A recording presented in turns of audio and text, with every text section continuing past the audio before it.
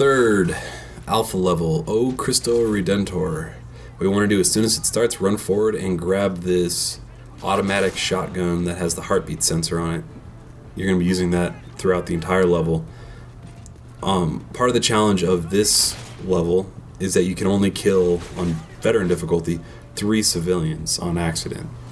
And how many bad guys do you have to kill? You have to kill 50 total. So the hostiles is just, it counts down as you kill people. Mm-hmm. Now there's a lot more than 50 hostiles in the level, but you just have to kill 50 to move on.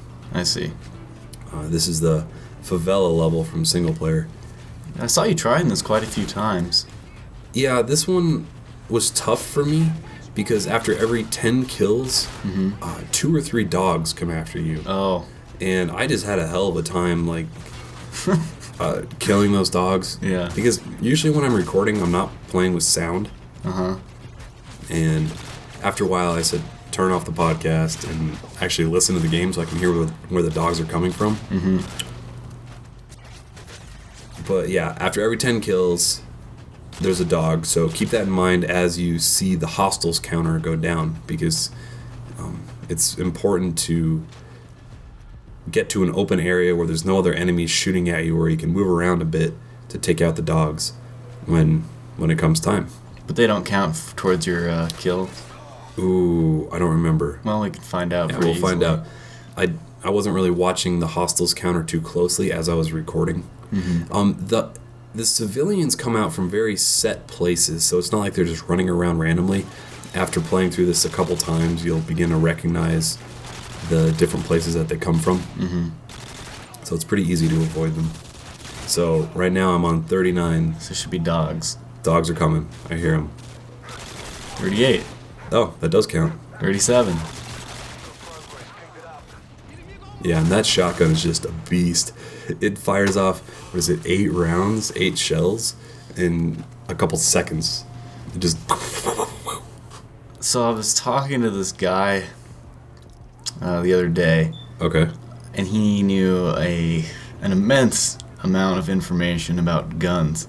Okay. And he was like telling me the history of guns and all sorts of stuff. Uh-huh. And like how like they switched to three bullet bursts in the army because like a freaked out soldier, they couldn't train him to not hold down the trigger. So they just decided to switch the gun. Huh. The mechanism in the gun. That makes sense. So if you can't like, just like hold it down and spray. Yeah, if you're like freaking out, you're not just like, "Ah!" and then like bullets are going everywhere. Right, hitting your teammates and shit like that. So even if you hold it down and just freak out, it's just 3 bullets, and you don't waste your clip. I thought that was pretty interesting. Did you say when that was? Like what time period? Like what war, more specifically? No. After Vietnam, I don't know. I don't remember. He told me so much information. There's a door straight ahead that I'm just firing through. There's always a guy right there. Anyway. I wish I could remember the names of the guns he was telling me about. But he was like telling me how guns work and like how you can build your own gun. Yeah? Yeah. Did he show you his lab for where he builds his own guns? No.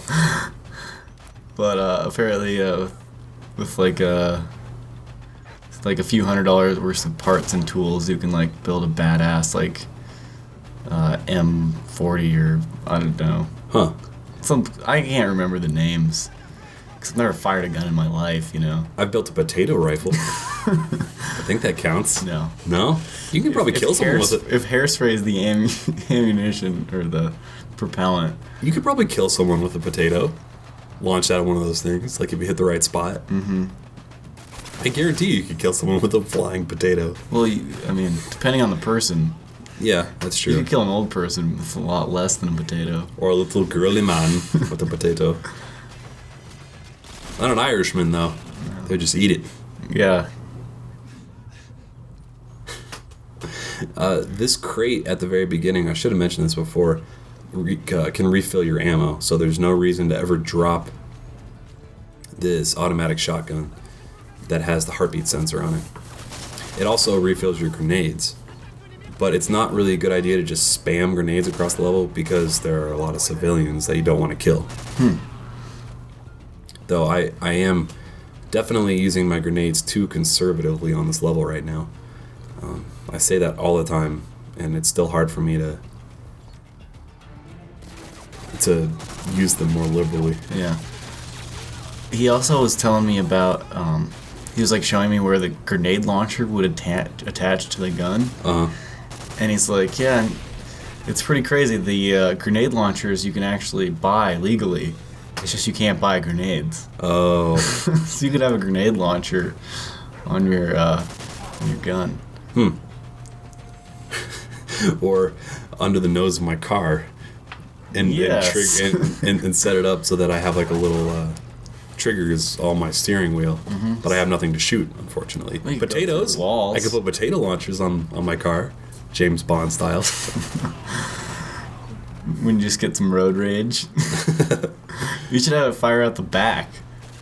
Oh, and front. Dude, you drop tacks out of the back of your car. Right. I guess the front. So yeah, if someone's going below the speed limit in the left lane, you could just potato them up. Get out of the way.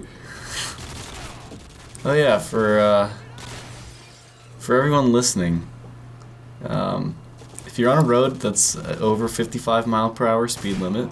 The speed limit's actually 75, FYI. The speed limit is 20 miles an hour over what the posted limit is. If the road is marked 55, and you're in the left lane, you better damn well be going over 55. Right. Oh, of course. Oh, you don't need to tell me that. I need to tell everyone I can that, because the more people that know, the better our road system will be. The more people that know that the speed limit's 20 miles an hour over what it's actually supposed to be. It's at least 10. Tell the cop that you heard it from me and see what he says. 5 miles per over, 5 miles over is still not even speeding. 5 to 10. Well, in Colorado, probably won't get pulled over. In Colorado, over 10, you're probably gonna get pulled over. In Colorado, you don't even get points on your license for 5 or under. Maybe for under 10, you get 1. But every ticket I've ever got, I've had it reduced by at least 2 points. So I'd imagine that a 2-point ticket can get reduced to 0. And that makes sense. A fine. Yeah, if you show up to court and pay it or whatever. So there's not a lot of strategy to this. Just take your time. Like I said before, listen for those dogs. They come every 10 kills that you get. Use that heartbeat sensor a lot. And just move forward slowly. I found that, as you may have noticed, I've gone from one corner of this level to the other. And I'm just kind of sweeping back and forth, picking off any stragglers I can find. Because that's just the easiest way to avoid having people sneak up behind you. I see. It must get scary when you're down to 4 left. Well, when you're down to 4 left, it's kind of nerve-wracking because, you can see on that heartbeat sensor, there's 20 guys left, but there's no more dogs coming, which is what killed me every single time before. Yeah. It gives you a prompt when the dog jumps on you to hit B to snap his neck. But I just always managed to time it wrong. I would hit it too early, and then the dog would chew out my throat. Or I'd be playing, and then Carl would start barking behind me. Yeah. And then I would spin around and snap his neck, and then get back to playing, but I'm already dead. So that's why he's wearing that cone on his head. Because I snapped his neck. Exactly. So yeah, now there's only one hostile left, I can see on the heartbeat sensor they're sneaking behind me, so. And I guess one bled out. I'm not even sure what happened there. 3 stars.